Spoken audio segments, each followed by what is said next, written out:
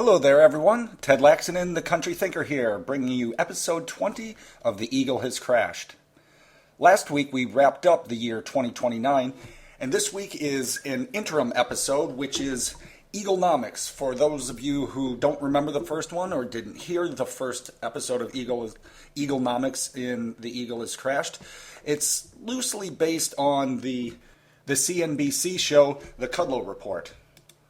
There are a total of 4 Eaglenomics episodes sprinkled throughout the book, and the reason for them is simple, is I did an awful lot of research on the part of this book for the backstory, as well as I generated a fictitious economic and fiscal model.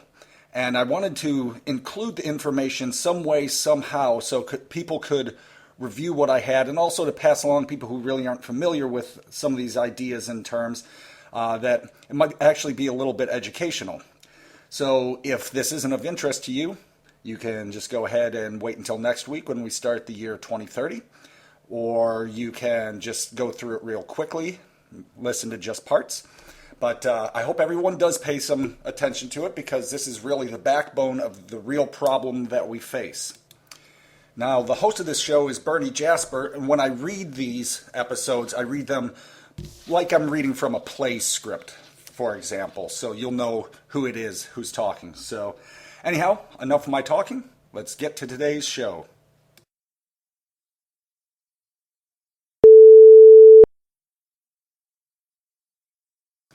Jasper. Welcome back to Eaglenomics, everyone. I received an email last night from Lisa in Farmington Hills, Michigan, and she made an important request that I would be remiss if I did not fulfill. She wrote, "Dear Mr. Jasper, can you please explain why budget deficits and high federal debt are bad? I have a vague, intuitive understanding, but I'd like to hear an economist explain it in layman's terms so I can wrap my head around the problem a little better." I think it is a perfect subject for this show, and I'll leave the heavy lifting to a guy that jumps up and down so energetically about this problem that it registers as seismic activity.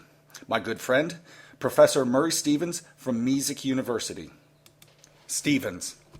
I've been lecturing on this subject for 20 years, so I better have a good response. Jasper laughs. For the audience, I'm going to play the role of student here tonight and ask questions. Stevens. Sounds great. To begin with, large deficits and high debt lead to inflation problems and also impair the ability of the Fed chief to do his or her job. High levels of public borrowing also put the government in competition with businesses for credit, which impedes growth. There are a lot of problems, but I want to focus on just one because it is a killer by itself, even if the other problems are miraculously held at bay. That killer problem is the interest on the debt. Just like a consumer who blows a large chunk of his paycheck on credit card interest, our government spends a large, make that huge, portion of the economy on interest. To understand the interest problem, you must first understand how our debt is structured and paid for. In the U.S., we usually talk about 2 different types of national debt: the gross, or total national debt, and the publicly held debt, which is the economically relevant debt to watch. The gross national debt is the publicly held debt plus what is called intragovernmental debt. First, I want to discuss intragovernmental debt. For many years, the government overcharged workers for Social Security, Medicare, and Medicaid. Jasper. Let me interrupt you. What do you mean when you say government overcharged workers for Social Security? Stevens. There's a common misconception that Social Security is a savings program. It's not. It's a pay-it-forward system. Current workers pay the benefits of current retirees and others who receive Social Security benefits. The government overcharged workers in the sense that Social Security withholdings far exceeded Social Security payouts for many years. Anyhow, the government spent the excess withholdings on expenditures normally paid for with general revenues. In return, the government created trust funds for these entitlement programs and filled the funds with special securities that were IOUs to the program, basically promises to use general revenues to pay Social Security and other benefits someday. Because these IOUs were considered debt, and because the debt was kept internally, it is called intragovernmental debt. But once the baby boom retirement kicked into full swing, Social Security had greater expenditures than it took in, a little in 2010 and for good in 2016. Jasper. The Republicans had a field day with that one in the 2016 elections, didn't they? Stevens. They sure did, but it was really silly. Jasper. So in your mind, is a Social Security trust fund or isn't it? Stevens.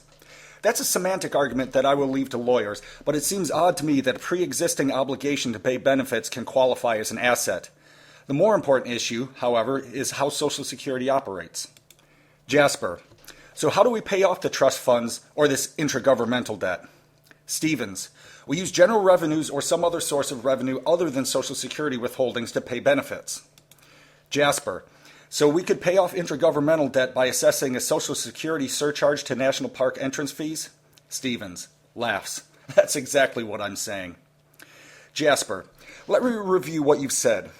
The Social Security Trust Fund is the amount of Social Security withholdings that were used to pay general revenue obligations. Paying back the trust fund is the process of using general revenues to pay Social Security benefits. Stevens, exactly. Jasper, weird stuff. Stevens, welcome to Washington, where accounting obfuscation is an art. Jasper, laughs.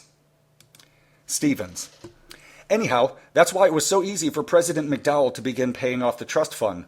She reclassified some Social Security withholdings as general revenues and began retiring the trust fund securities as benefits were paid.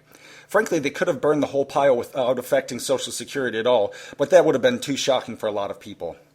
Jasper, why did she go to all that trouble? Stevens, I'm going to bring the discussion back to interest and debt. As I said earlier, we have two different national debts, the gross national debt and the publicly held debt. Since the gross debt is the real debt plus paper intragovernmental debt, it's economically irrelevant, but has always been the figure that people in the media have talked about. With debt fears run amok, McDowell thought it would be a good idea to get rid of the imaginary portion of the gross national debt number and get us to a single national debt number based on publicly held debt, which is around $36 trillion right now. Unfortunately, Republicans use the reduction in the paper debt to portray themselves as more hawkish than they've been. Jasper, the trust fund seems, I guess, goofy. What should we have done, Professor?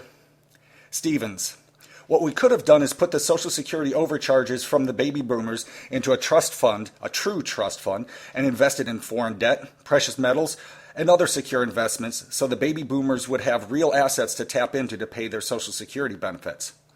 Jasper, but wouldn't that have turned the balanced budgets of the 1990s into deficits? Stevens, yes, but we'd have resources to pay Social Security benefits instead of putting the burden on the smaller generations X, Y, and the millennials to pay for the retirement of a numerically larger baby boom generation. Jasper, the Social Security Trust Fund should be completely put to rest soon, shouldn't it? Stevens, yes, and I hope the media doesn't bother to report it. Call it the end of silliness, but I'm worried that some people will get upset by it. Moving on, the other kind of debt is where the action is. It is publicly held debt, where the government actually goes out into the market and gets investors to buy our debt. I will focus solely on public debt from here on out. When the government pays interest, it pulls money out of the economy with taxation and pays it to creditors. My research has shown that it makes a difference who buys the debt as to how much harm it does. Foreign governments are the most harmful place to send our interest payments, and I will explain it like this. Imagine that the U.S. and China both want to build 10 miles of highway. We have to borrow it from China to do it and pay them interest. They end up with an 11th mile, courtesy of the U.S. economy, and we end up with only 9. Jasper, instead of roads, some say we paid for China's Blue Water Navy. Stevens, and a missile defense system, too. Jasper, yikes. If financing our debt with foreign sources is so dangerous, why don't we require domestic purchases of our debt? Stevens, we just have too much debt. It would devour the credit market. It would send interest through the roof and kill business and consumer lending. Jasper, that seems pretty straightforward, and hopefully Lisa back in Michigan is following along. Let's roll up our sleeves and crank through some numbers. Stevens, I'd love to. Back in 2009, when the Fed held interest rates low due to the Great Recession, interest on publicly held debt was about 1.3% of GDP. And during the recession of 2018, it dropped under 1%. Last year, it was 5.6%, and it will go way over 6% this year. Jasper, wow, that's a huge difference. What percentage of our public debt is external or foreign held these days? Stevens, about 60%, which means that we're giving away almost 4% of our economy. Jasper, I'm all for generosity, but that's ridiculous. How is our economy still standing under these conditions? Stevens, it's not. As I've said on this show before, I'm certain this is the big one. But how we made it this far is a mystery. I have a doctoral student doing her thesis on that very question. Jasper, explain to our audience how our interest figure got so big. Stevens, the first thing is the interest rate, or the cost of borrowing. We have seen interest rates slowly inching higher over the last few decades. Although the Fed works hard to keep interest rates artificially low, it still is a function of investor confidence, or more properly, concerns of default. Two significant events have really pushed our interest rates up. First was in 2019, when the decade-long process of removing the dollar as the sole international reserve currency was quietly completed. The dollar no longer had a market advantage over other currencies in the international reserve currency basket: the yuan, Deutschmark, yen, pound, rupee, and Brazilian real. Second was the credit downgrade we received in 2026 when publicly held debt approached 80% of GDP. I personally downgraded the U.S. 20 years ago, but I've long thought that market confidence in the U.S. has been too high. Jasper, you said interest rates are just one of the things that have pushed our interest payments higher. What else caused it? Stevens, the size of the principal, of course. We have never addressed our budget problems thoroughly enough. We put into place massive entitlement programs that are poorly designed and poorly run. We've taken some steps to improve things, but they weren't enough to change the course of history, and now interest on our debt is devouring us. Entitlement spending consumes almost 18% of our economy, and if you include interest, we're talking about 24%. Just 20 years ago, our entire budget was about 20% of our economy. It's only by good fortune and some laws of economic defying events that we're talking about the United States of America today. Jasper, well, I want to finish this discussion, but I'm flat out of time. We'll get back to this real soon, okay? Stephen, sounds good, Cal. Well, not good, really, but you know what I mean.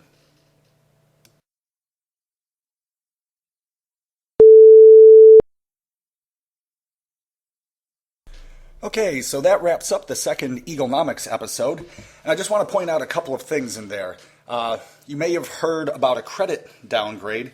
Now, I wrote this long before we actually got one, although the impact on our interest is not what one would have expected. But anyhow, if the debt gets higher, we can expect more downgrades, and eventually it will begin to have an impact. The other thing is I mentioned the basket of currencies that includes the Deutschmark. Now, I wrote this section a month before the Greek situation really exploded. And at the time, I was anticipating the Eurozone to fall apart at some point in the near future. I continue to hold that view today, but I just wanted to point out that implicit in that particular comment, as part of my backstory, yes, the Eurozone did finally collapse and break apart. So anyhow, next week we'll move on to starting the year 2030, and I hope you have a good week. And as always, The Eagle Has Crashed can be purchased in both electronic and paper version, and you can get it at my website, clearpeakpress.com, Amazon, Barnes & Noble, the iTunes Store, the Sony Store, Smashwords, and other retailers. Have a great week, and I'll see you next Sunday.